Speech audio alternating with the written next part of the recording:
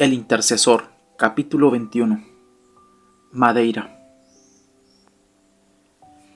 Precisamente en el tiempo en que el tío Ricardo fue sanado, un joven llamado Joe Evans tuvo una hemorragia en los pulmones. Él había recibido una bendición maravillosa en una de las primeras reuniones en la casa de campo y era un gran colaborador en la obra.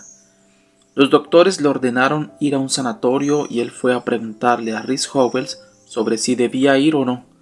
Después de esperar en Dios durante varios días por temor a que su discernimiento fuera influenciado por sus deseos naturales, Rhys le dijo a Joe que siguiera el consejo médico. Esto parecía como un desliz en la fe, pero Dios le había enseñado, ya que Él interviene cuando han fallado los remedios naturales. Fue así como le dijo a Joe: está bien que vayas al sanatorio.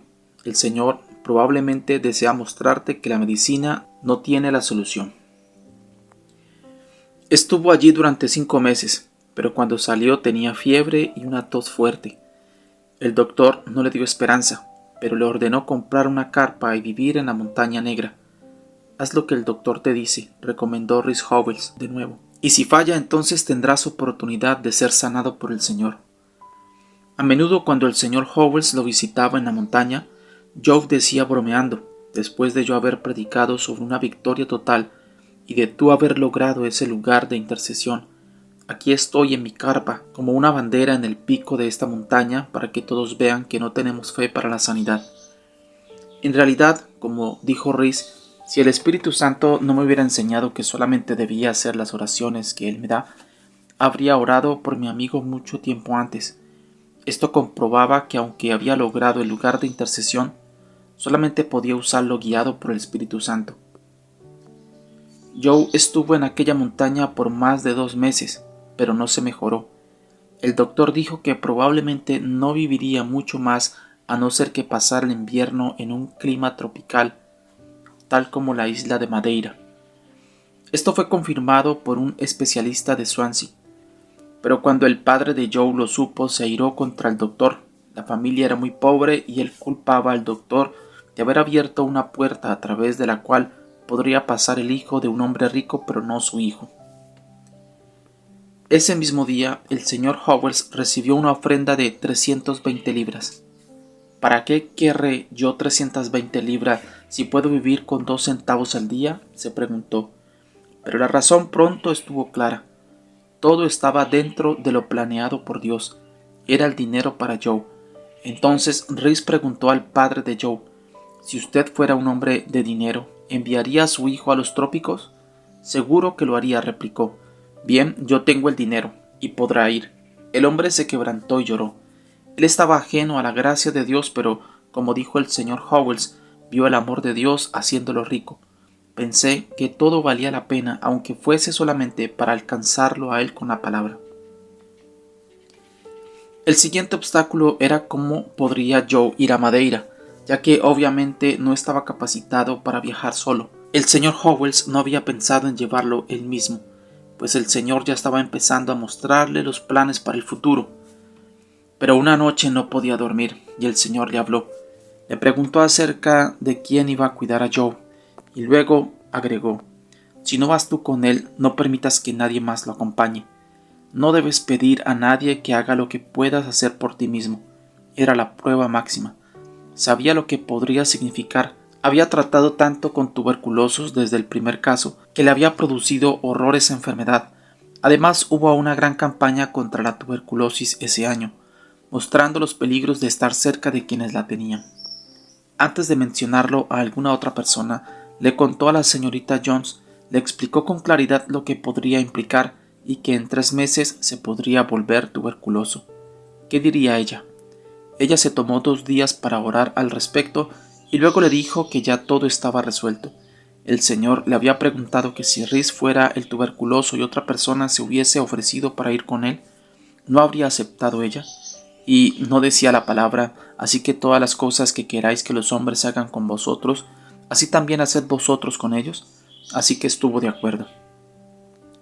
Fue así como Joe y él salieron para la isla de Madeira en el verano de 1910. Al llegar, fue a recibirles el misionero de Funchal, para quien Howells traía una carta de presentación. Él notó a primera vista que Joe estaba en un estado avanzado de la enfermedad y les preguntó si más de un médico le había aconsejado ir. Luego indagó acerca de cuál hotel preferirían.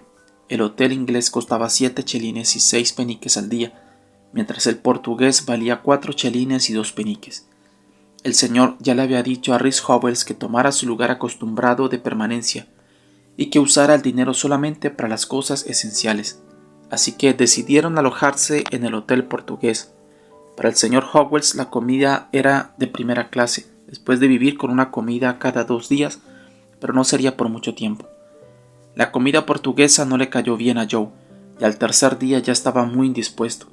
Entonces Rhys le dijo que descansara tranquilamente mientras él iba al campo para pasar un tiempo con el Señor. Ahí Dios le mostró qué debía hacer. Él tenía derecho a 8 chelines y 4 peniques al día, que era el costo de 2 en el hotel. Podría poner a Joe en el hotel inglés por 7 chelines y 6 peniques y vivir él mismo con los 10 peniques restantes. Cuando el misionero lo supo, dijo que era imposible dormir en Madeira por un chelín cada noche y mucho menos vivir con eso, pero que tenía una sugerencia que hacerles. El señor Howells podría usar el descanso del marinero, que era el sótano de la casa de la misión, que hubiera sido lo más amable, pero Dios estaba tras de esa oferta y tenía un propósito especial en ello. Este descanso del marinero era un edificio grande con espacio para más de 12 personas. No había sido ocupado durante meses, dijo Rhys, a no ser por criaturas que viven en los lugares abandonados en los trópicos. De manera que experimenté un poco de lo que Faraón y su gente tuvieron que soportar con la tercera y cuarta plaga en Egipto. La primera noche no dormí, debido a mis luchas exteriores y a los miedos en mi interior. A la mañana siguiente, a la hora del desayuno, la situación llegó a su clímax. Había otros que querían compartir la pequeña caja de avena Quaker, el pan y el queso. Estaban muy ocupados en su desayuno cuando fui a preparar el mío. Pensé que tenía el mismo derecho que Pedro a quejarme respecto a las cosas desagradables y comencé a pensar mal del misionero. Por lo general no lo hacía por nada, cuidaba mi mente, pero esto comenzó a agrandarse en mí y hallé algo en mi interior que me impedía amarlo. Estaba cansado y sentí que no valía la pena vivir.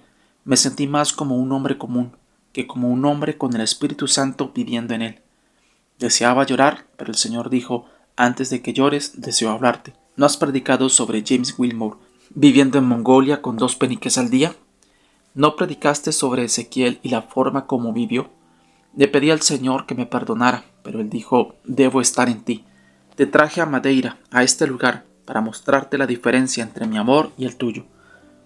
También quiero mostrarte que hay algo en tu naturaleza de lo cual es necesario liberarte. El Salvador te amó cuando lo trataste peor de lo que este misionero ha hecho contigo. Cuando estuvo en la tierra, Él tomó una posición que no me has permitido hacer surgir en ti. Amar a quienes te hacen daño. Amar a quienes te dan las cosas de segunda o tercera mano como si te hubieran dado lo mejor. Alabé a Dios por haber hallado esta falla en mí. Debía amar al misionero, no por lo que me había dado, sino porque no podía evitar amarlo. Pude ver que la raíz de la naturaleza del Salvador era el amor, y que si la mía también lo era, nada de lo que el misionero hiciese me afectaría. Lo comprendí rápido. Caí de rodillas y le pedí al Espíritu Santo que no me sacara de ese lugar hasta que obtuviera la victoria.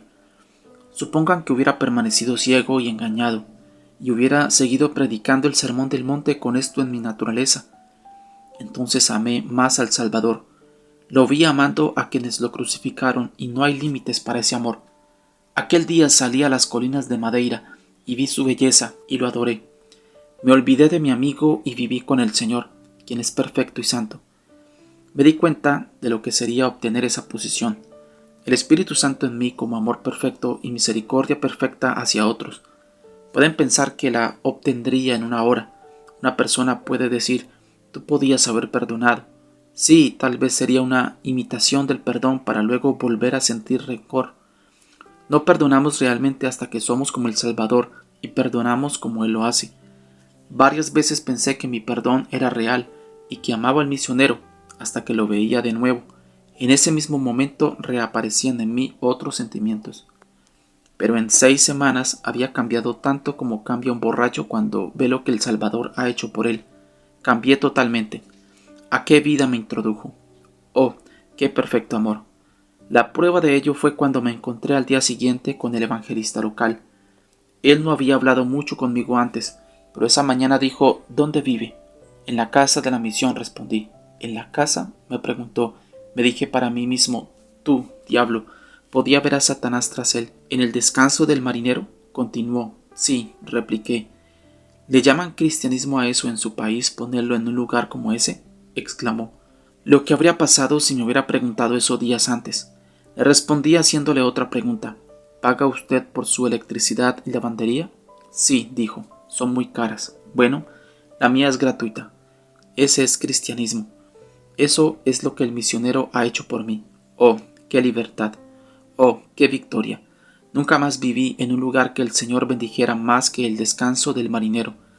Había más comunión allí en una hora que durante todo el tiempo pasado en el hotel con sus buenas comidas. Conocía ahora la diferencia entre mi vivir en el descanso del marinero y tener a Dios viviendo allí. Mientras tanto, después de 2 meses de estar en el hotel inglés, Joe no daba muestras de mejoría alguna. Un día se quebrantó completamente, pensó que se estaba muriendo, y se apoderó de él una gran ansiedad por su país y por su familia. Era un momento de oscuridad, y el señor Howells pensó que debía tomar una decisión. ¿Piensas que el Señor te trajo hasta aquí y te dejaría morir sin revelarnos su voluntad?, le preguntó y agregó: esta enfermedad no es para muerte, sino para la gloria de Dios. Cuando se despidieron cerca al pequeño tren que llevaría al señor Howells montaña abajo, Joe estalló en llanto. Fue difícil irse porque Rhys temía que tuviera una hemorragia en la noche y sus lágrimas lo conmovieron. Pero apenas entré al pequeño tren, dijo: escuché aquella voz que conozco tan realmente como un niño conoce la voz de su padre, me dijo. A partir de hoy, dentro de un mes, Joe será restaurado. La gloria de Dios descendió sobre el tren de tal manera que la gente se dio vuelta pareciendo notar algo. Al llegar hasta el descanso del marinero, se sentó inmediatamente y escribió 3 cartas, a su familia, al padre de Joe y a la señorita Jones.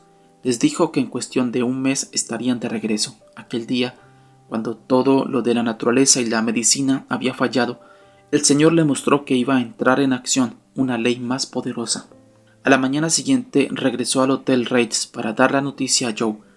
Primero le preguntó, en su estilo travieso, que qué planes tenía ahora para el futuro. A esto Joe respondió con tristeza: ninguno, a no ser la tumba. Él había prometido no quejarse cuando fue trasladado al hotel inglés, así que estaba resignado a la voluntad de Dios. Luego el señor Howells le recordó acerca de la bondad de Dios para con él en el sanatorio, en el tratamiento al aire libre y en Madeira. Y agregó calmadamente: pero Dios ha guardado el mejor vino hasta ahora. Dios va a sanarte en un mes. Las lágrimas comenzaron a fluir. Parecían venir de una fuente abierta, dijo Rhys, y fluyeron durante 2 o 3 días. Parecía demasiado bueno creer que regresaría a casa a ver a sus amigos. Joe dijo que había creído en el caso de mi tío, pero que creer para sí mismo era otro asunto. Sin embargo, en un día o 2 realmente lo había comprendido y aceptado. El señor Howells se encontró aquella noche con la esposa del misionero y, como de costumbre, ella le preguntó por su amigo. Está muy enfermo, fue la respuesta, pero el Señor me ha indicado que lo va a sanar dentro de un mes. A ella le pareció una declaración increíble y exclamó: ¿cómo puede decir tal cosa? Usted sabe que eso nunca podrá suceder, siendo que ya casi ha perdido sus 2 pulmones. Nunca antes ha sucedido tal cosa. No ha sucedido nunca antes debido a la incredulidad, replicó él. Pero el Señor me ha dicho que va a sanar a Joe y que regresaremos dentro de un mes. A la mañana siguiente se encontró con el misionero. Él supo por su esposa de la conversación con Rhys y le dijo: supe que regresarás a tu tierra en un mes. Salieron para no estar allá en invierno y ahora regresarás con un tuberculoso a mediados de invierno. ¿Estás dispuesto a consultar a un especialista? Desde luego, respondió Rhys. Tengo 200 libras y estoy dispuesto a probar todo lo que la medicina pueda hacer y haremos todo lo que el especialista indique. Le explicó al misionero que no tenía nada en contra de la medicina y que Dios no interviene con una ley espiritual hasta que la ley de la naturaleza llega a su fin. Le preguntó: si el especialista lo da por desahuciado y luego es sanado, ¿creerá usted que es Dios quien lo ha hecho? Sí, dijo con lágrimas en sus ojos. Nunca he oído algo más razonable. hizo conocer el asunto en todos los hoteles de Madeira. También estuvo muy sorprendido por la mención de las 200 libras. No podía entender por qué el señor Howells vivía en el descanso del marinero si tenía todo ese dinero. El especialista examinó minuciosamente a Joe y confirmó que estaba gravemente enfermo y que tal vez pronto tendría otra hemorragia. Le dijo al señor Howells que no lo perdiera de vista y que lo mejor que podrían hacer era volver a su tierra. Fue así como ambos estuvimos satisfechos en cuanto a que la ley de la naturaleza había llegado a su límite, comentó el señor Howells. Cuando la carta llegó a Brennan Mann diciendo que Joe iba a ser sanado en un mes, la madre de éste la mostró al doctor, que había aconsejado a Joe ir al sanatorio. Él se rió al leerla y dijo que era imposible, pero agregó que si la sanidad resultaba, él se haría creyente ese mismo día. El señor Howells había prometido al especialista que se mantendría cerca de Joe, así que se reunió con él en el mismo hotel donde él estaba. Fue un mes de vacaciones, dijo, porque este caso no necesitaba oración. El Señor había dicho que sería sanado. Nosotros confiamos en su palabra y estábamos felices como pájaros. Muchos llegaron a saber del asunto en Funchal y esperaban con agudo interés a ver qué pasaría. La semana anterior a la sanidad, Rhys y su amigo reservaron los pasajes e hicieron todos los preparativos para marcharse. Rhys le recordó también a Joe que el tío Ricardo había recibido de Dios la hora exacta en la cual sería sanado y le sugirió que debía ir al Señor y preguntarle respecto a qué hora del sábado en la mañana sería sanado para él mismo poder participar de ello. Joe regresó riendo y dijo que le había hablado de las 3 y de las 6 de la mañana, pero que sabía que el primer dato provenía del diablo, porque era demasiado temprano. De modo que creyó que sería a las 6. Se pusieron de acuerdo en enviar un cable a Gales, a la casa del padre de Joe, el mismo día de la sanidad. El día antes de la sanidad fue muy emocionante, dijo Rhys Howells. Yo le había dicho que viniera a mi habitación a las 6 en punto de la mañana siguiente y me diera la noticia. Cuando nos dimos la mano al despedirnos esa noche, dijo, me siento muy nervioso al pensar que es la última vez que me acuesto con esta tuberculosis en mí. En cuanto a mí, casi no pude dormir aquella noche debido al gozo y la emoción. Fue un tiempo solemne, especialmente entre las 5 y las 6 de la mañana, esperando que llegara la hora anhelada, pero a las 6 en punto no había ni señas de Joe. Lo llamé y vino con su manta sobre la cabeza. Se sentó al pie de mi cama con su semblante triste y dijo, no hay cambio en mí, estoy exactamente igual que ayer. El Espíritu Santo me dijo enseguida, ¿vas a enviar el cable? Le dije a Joe que regresara a su habitación y orara por mí. Él no podía entender por qué debía hacerlo. Pensaba que él era quien necesitaba de la oración. Fui al Señor y le pregunté cuál era la causa de la tardanza. Si te digo que está restaurado, dijo, ¿enviarías el cable? Si crees que hay sanidad a pesar de lo que puedas ver y de lo que tu amigo dice, habrás obtenido una posición más alta que en la sanidad de tu tío. Esto era delicado. Sabía lo que significaría enviar el cable al sitio donde mi tío había sido sanado. Si fallaba en esto, todos dirían que la sanidad de mi tío había sido pura casualidad. Solamente una fe real en Dios podría llevarme a hacerlo. El Señor trajo a mi mente el caso del siervo del centurión. ¿Creería yo en lo dicho por Dios a pesar de lo que veía? Después de luchar durante una hora, decidí enviarlo basado en la palabra de Dios antes de que sucediera la sanidad. Fui a la oficina del correo antes de las 8 de aquella mañana y puse un cable de una sola palabra, Victoria. Después que el cable fue despachado, vi que mis manos estaban goteando de transpiración. El día siguiente era domingo y al mediodía estábamos sentados fuera, frente al hotel, esperando la hora del almuerzo. Entonces el Señor descendió sobre Joe como una llovizna y fue sanado en el acto. Me lo dijo al momento y estaba danzando de gozo. Me pidió que echara una carrera con él y lo hicimos hasta que me sobrepasó. Era como Elías corriendo delante de Acab. Parecía que todo ese poder se había ido a sus piernas. En nuestro gozo quebrantamos el día de reposo echando carreras. Era un gozo indecible, no solamente por la sanidad, sino por la victoria de fe. Aquella tarde ambos asistimos a la reunión del misionero. Era la primera vez en 12 meses que Joe podía ir a una reunión. La victoria fue maravillosa, mientras el misionero hacía conocido en público la sanidad.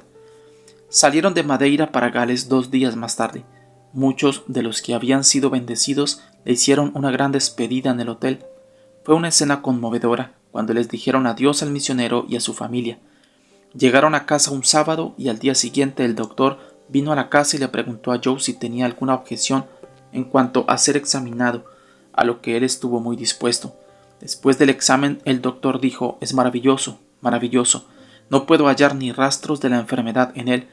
El médico fue a la capilla aquel domingo por primera vez desde que había venido al distrito, y algunos meses después, cuando otro tuberculoso fue a él, le dijo: «Mira, un doctor no puede hacer nada por ti. Ve e intenta con el Señor». El joven lo miró como pensando que bromeaba por él, pero él repitió lo mismo: «Eso es lo que quise decir. Ve y prueba con el Señor».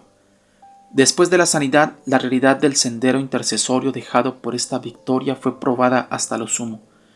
Joe entró al ministerio, para el cual ya había recibido previamente un llamado. Poco tiempo después de regresar de Madeira, el señor Howells comenzó a toser con sangre. Estaba seguro de haber contraído la enfermedad por pasar tanto tiempo con Joe. No obstante, tuvo una paz interior imperturbable y no se arrepintió por haberlo hecho. Después de varios días se encontró que el problema no era serio, pero había comprobado en su corazón que su entrega había sido real.